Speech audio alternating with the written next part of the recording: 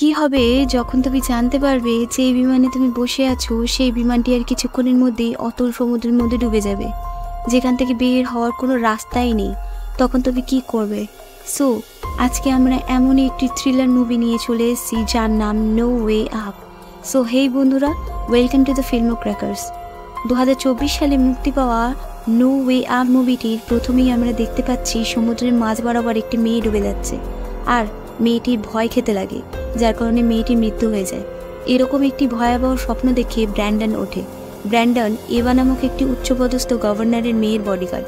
এরপর এভা এবং ব্র্যান্ডন এয়ারপোর্টে আসে। এখানে এভা তার বয়ফ্রেন্ড জেড এবং জেডের বন্ধু কাইলের সাথে ভেকেশনে ঘুরতে যাচ্ছে। কিন্তু যখন জেড আর কাইল জানতে পারে যে ব্র্যান্ডনও যাচ্ছে তাদের সাথে, তখন তাদের এটা ভালো লাগে না। তখন এভা বলে যে আমি আমার বডিগার্ড ছাড়া কোথাও যেতে পারবো না, এটা আমার বাবা মানে গভর্নরের আদেশ। তারপর সবাই প্লেনে ওঠার জন্য যায়, কিন্তু প্লেনে ওঠার সাথে সাথেই টার্বুলেন্স হওয়া শুরু হয়। কিন্তু এটাকে সবাই নর্মাল ভেবে চুপচাপ থাকে। কিন্তু হঠাৎ করে ব্র্যান্ডন চোখ খুলে দেখে যে প্লেনের সাইডের একটি ইঞ্জিন গরম হয়ে যাচ্ছে।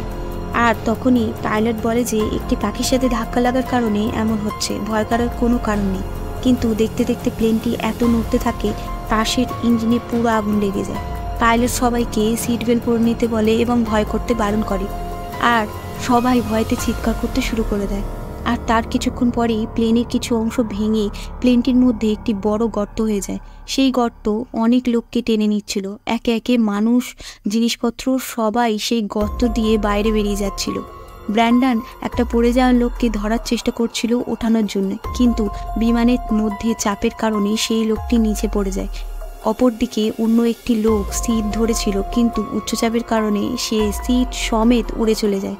আর ওই উড়ে যাওয়া লোকটির কারণে অনেকেরই দুর্ঘটনায় মৃত্যু হয়। প্লেনটি দ্রুত গতিতে নিচে নামার কারণে সিটগুলো চেপে এক জায়গায় হয়ে যায়, যার কারণে প্রচুর লোক মারা যায়। দেখতে দেখতে বিমানটি একটি সমুদ্রের মধ্যে চলে যায়, ডুবতে শুরু করে দেয় এবং সমুদ্রের গভীরের মধ্যে গিয়ে একটি খাদের কিনারায় আটকে যায় প্লেনটি। এরপর প্লেনটির মধ্যে পুরো জল ভরে যায়, আর চাপের কারণে পিছনের কিছু অংশ ফাঁকাই থেকে যায়। এভা আর তার বন্ধুরা এবং ফ্লাইট অ্যাটেন্ডেন্ট ড্যানিলো বেঁচে যায়। আর এভা এই ভেবে কষ্ট পায় যে ব্র্যান্ডন বোধহয় মারা গিয়েছে। কিন্তু ব্র্যান্ডন হঠাৎ করে জল থেকে উঠে আসে, আর তার সাথে ছোট্ট মেয়ে রোজা এবং তার দিদা মার্ডিকেও নিয়ে আসে একটি সুরক্ষিত জায়গায়। মার্ডি অজ্ঞান হয়ে যাওয়ার কারণে ড্যানিলো সিপিআর দিতে থাকে। তারপর মার্ডির জ্ঞান ফেরে। তারপর রোজা জিজ্ঞেস করে তার দাদুর সম্পর্কে। তখন ব্র্যান্ডন বলে যে সে হয়তো এই দুর্ঘটনাতে বাঁচতে পারেনি। এবার সবাই আরো ভয় করতে লাগে, কারণ তারা অদ্ভুত অদ্ভুত শব্দ শুনতে পাচ্ছিল গভীর সমুদ্রের মধ্য থেকে। এবার ব্র্যান্ডন সবাইকে ভয় করতে বারণ করে, সবাইকে বলে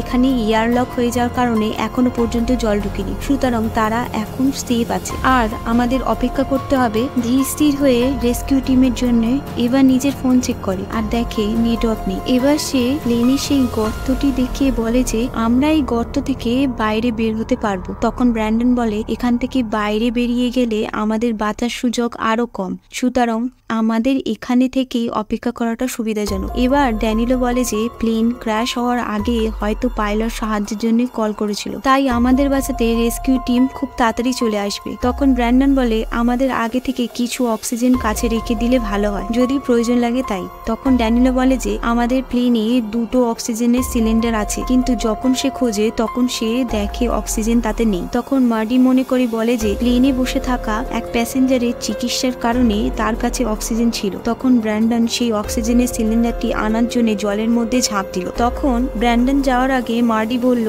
যে আমার স্বামী যদি টুপি দেখতে পাও তাহলে এনো, আমি স্মৃতি হিসেবে রেখে দেবো। তারপর ব্র্যান্ডন চলে গেল সিলিন্ডার আনতে। সে দেখলো যে সিটে অনেক প্যাসেঞ্জার মৃত অবস্থায় আছে। তারপর সে মার্ডির স্বামীর টুপিটা নিল, কিন্তু সে দেখতে পেল না যে জানলার বাইরে কি ঘোরাঘুরি করছে। তারপর সে খুঁজে পেল অক্সিজেনের সিলিন্ডারটি সেই পেশেন্টের কাছ থেকে। তারপর সে ওইগুলো নিয়ে আরো একটু আগে যেতে লাগলো কিছু খাবারের সন্ধানে, কিন্তু হঠাৎ করেই একটা শার্ক হামলা করে দেয়, যারা ওই প্লেনের বড় গর্ত থেকে ভিতরে এসে গিয়েছিল।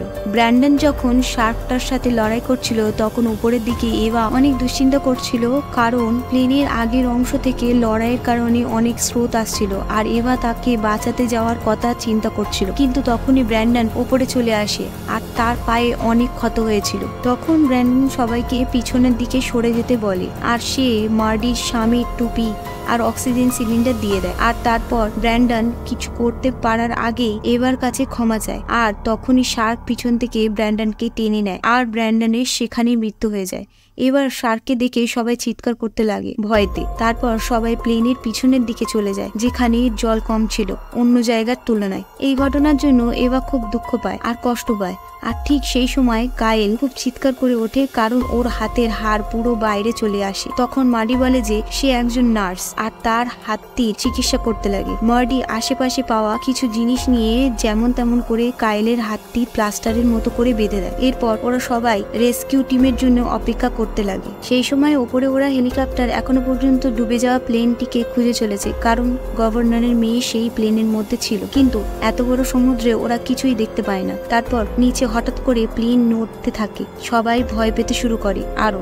আর তখনই অক্সিজেনের কমতির জন্য ড্যানিলো অক্সিজেনের সিলিন্ডারটি খোলে আর সেই সময় প্লেনের ভিতরের জলের মধ্যে অনেক স্রোত ও নড়াচড়া দেখতে পায় আর জানতে পারে প্লেনের এত বড় গর্ত দিয়ে অনেক শার্ক প্লেনের ভিতরে চলে এসেছে আর সমস্ত মৃতদেহদের খাচ্ছে। ওরা চুপচাপ দাঁড়িয়ে দেখছে আর ঠিক তখনই প্লেন নড়তে থাকে কারণ শার্ক বাইরে থেকে নড়াচ্ছিল। এইসব দেখে রোজা খুব ভয় পেয়ে যায়। তখন এবার বোঝায় যে সবকিছু ঠিক হয়ে যাবে, চিন্তা করো না। কিছু ঘন্টা পরেও হেলিকপ্টার প্লেনের লোকেশন পায় না। তারপর এবার দেখে যে জল আস্তে আস্তে উপরের দিকে আর তাদের কাছে মাত্র 3 ঘন্টায় আছে বেঁচে। কিন্তু হঠাৎ করে সমুদ্রের চাপের কারণে জল পড়তে শুরু করে প্লেনের উপর থেকে। এই জন্য প্লেন আস্তে আস্তে নিচের দিকে যেতে শুরু করে। তখনই দেখছি যে প্লেনটি সরতে সরতে প্লেনের সামনের অংশটি পুরো খাদের শেষ প্রান্তে চলে আসে। এই কারণে প্লেনের পিছনের দিকে দ্রুত জল ভরতে শুরু করে দেয়। এরপর সবাই মিলে সিদ্ধান্ত নেয় প্লেন থেকে বাইরে বের হওয়ার, কিন্তু তার জন্য শার্কদের বিভ্রান্ত করতে হবে। তখনই রোজা বলে যে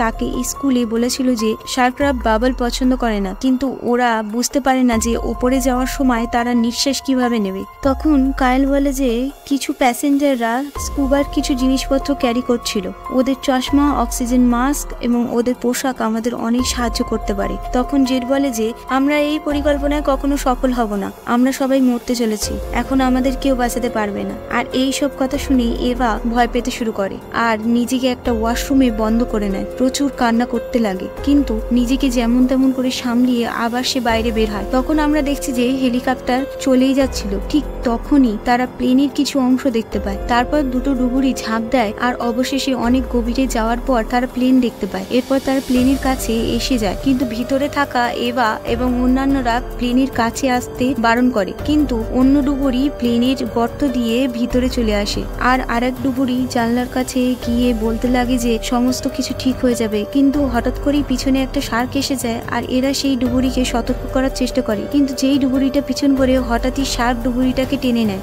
আর প্লেনের উপর থেকে ভয়ঙ্কর ভাবে চিৎকারের আওয়াজ শোনা যায়। এরপর তারা সেই ডুবুরির দেহের কিছু অংশ দেখতে পায়। এবার ওরা ভেবে নেয় যে অন্য ডুবুরিও এমন ভাবেই হয়তো মারা গিয়েছে। তখন আমরা দেখতে পাই যে উপরে হেলিকপ্টারের তেল শেষ হয়ে যাওয়ার কারণে তারা ফিরে যায়, কারণ ওদের কাছে এখন লোকেশন আছে আর কিছুক্ষণের মধ্যেই রেস্কিউ টিমও চলে আসবে। এরপর এভা এবং অন্যান্যরা একটা পরিকল্পনা করে যে ওই ডুবুরির অক্সিজেন সিলিন্ডার গুলো আমাদের নেওয়া উচিত, কিন্তু তারাও অনেক আগে ছিল আর সেখানে এখনো শার্ক থাকতে পারে। এই জন্য জেট সিটের উপরে উঠে দেখার চেষ্টা করে যে জলের মধ্যে কোন রকম নড়াচড়া হচ্ছে কিনা, কিন্তু জেডের পা পিছলে যায় আর সে জলে পড়ে যায়। আর জেড যখন অনেকক্ষণ ধরে উপরে আসছিল না তখন এইটা দেখে সবাই ভয়তে জেডকে ডাকতে থাকে আর এভাও ভয় করতে থাকে। কিন্তু তখনই হঠাৎ করে জেড জল থেকে লাফিয়ে উঠে এসে সবাইকে ভয় দেখায় আর হাসতে লাগে, আর এইসব দেখে এভা অনেক রেগে যায়। আর তখনই একটা শার্ক জেডের উপরে হামলা করে দেয় আর জলের মধ্যে টানতে শুরু করে। তখন এভা আর কাইল তার কাছে গিয়ে জেডকে টানতে শুরু করে নিজেদের দিকে, কিন্তু শার্ক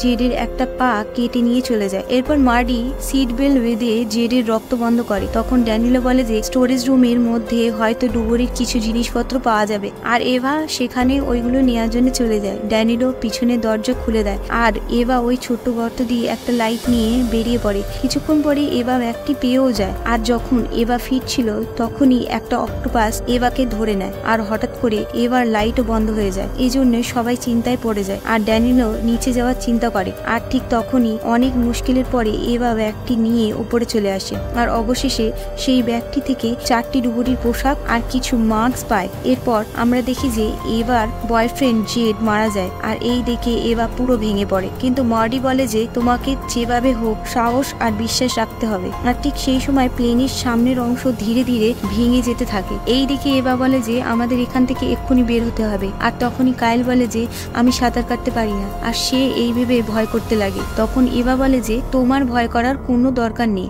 আমরা যেই বাইরে চলে যাব সাথে সাথে জ্যাকেট খুলে দিলেই তুমি জলের উপরে চলে যাবে। আর এই বলে এভা কায়েলকে অনেক বোঝাতে লাগে। এরপর এভা প্যাসেঞ্জারদের অক্সিজেন মাস্ক আর জ্যাকেট নিয়ে আসে আর সবাই সেটা পরে নেয়। কিন্তু যেই তারা বেরানোর জন্য যাওয়া শুরু করে তখনই প্লেনটি বেঁকে পুরো সামনের অংশটি খাদের মধ্যে পড়ে যায়। এইসব দেখে এভা সবাইকে তাড়াতাড়ি যেতে বলে। তারা এক এক করে অক্সিজেন ভাগ করে নেবে ভেবেছিল, কিন্তু এইসব নানান কারণে মার্ডি অনেক বেশি ভয় পেয়ে যায়। আর মার্ডি বলে যে মনে হয় আমি বাঁচতে পারবো না, আর আমার জন্য তোমরা অনেক ধিমে হয়ে যাবে। এই কারণে যদি আমি না বাঁচতে পারি তাহলে আমার নাতনি রোজাকে যে কোনো ভাবে বাঁচিও। এভাও কথা দেয়।